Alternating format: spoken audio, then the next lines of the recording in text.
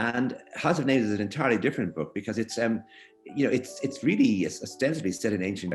It is about the idea of a family at war, which in turn has to do with countries at war, which in turn has to do with the propensity for violence. Once the violence begins, it is really difficult to contain. That we have in all of us an instinct for violence, which we keep private. But once it's open, then we see, and includes state violence, that it includes that people become very cruel very easily. And so the novel is a way of trying to explore this within a family through character. I mean, rather than making a big statement or writing a pamphlet, I'm trying to just see in the most delicate way I can what this is like when it happens to individuals. I began to work in the voice of Clytemnestra, who wants revenge on her husband because he has sacrificed their daughter and she's waiting for him. She's going to get him when he comes back from the wars. He thinks he's going to be all victorious. But she actually has a plan, and quite a good plan, to actually get him and murder him. And she becomes really, dedicated to this and very proud of how she has done it. So I'm working with that voice. And then in the other sections of the book, the voice is much quieter, or the tone is much quieter. And it's a story about being kidnapped and about being away from home. So there's all this business of who is home, who is away from home, what is coming home like. And that's House of Names. The Master is a psychological portrait of Henry James. It's deep inside his soul. It's everything he's thinking, noticing, feeling, and remembering. And so that's that book. It's set basically in the year between 1895 and 1900. So it's essentially a historical novel. I can't use, a lot of the time there's no electric light, there are no cars, there's no internet. So you've got to, think back over what that was like.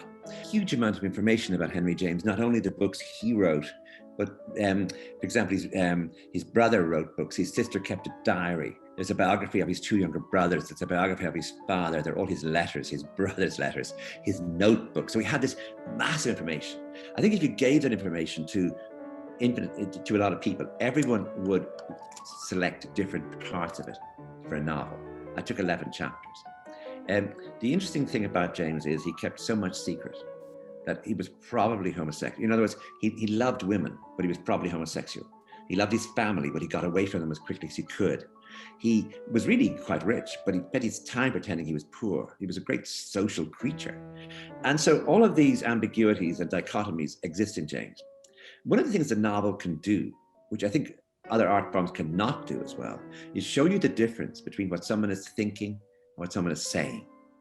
And with James, there was an infinite difference. In other words, that he could be having the most, like you'd be thinking about, for example, about sex, or he could be thinking about money, or he could be just thinking about a novel.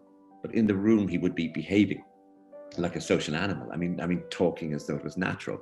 And so you can see in the novel the distance between somebody's privacy, somebody's private life, and somebody's way of being social.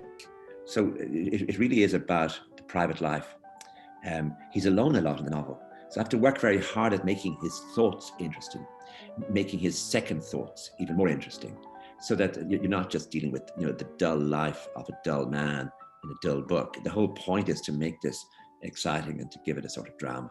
And Brooklyn is basically, it's a novel I think that anyone who's ever left home understands, where you leave home and you think you're away, you're having a wonderful time, and then you go home again and you realize, this is where I really know, this is the place I know. The other stuff is all entertainment, it's all icing, it's all light, it's all unstable. This home is stable. The last 150 years, maybe 170 years, every family in Ireland, more or less, has lost somebody. I use the word lost, to emigration.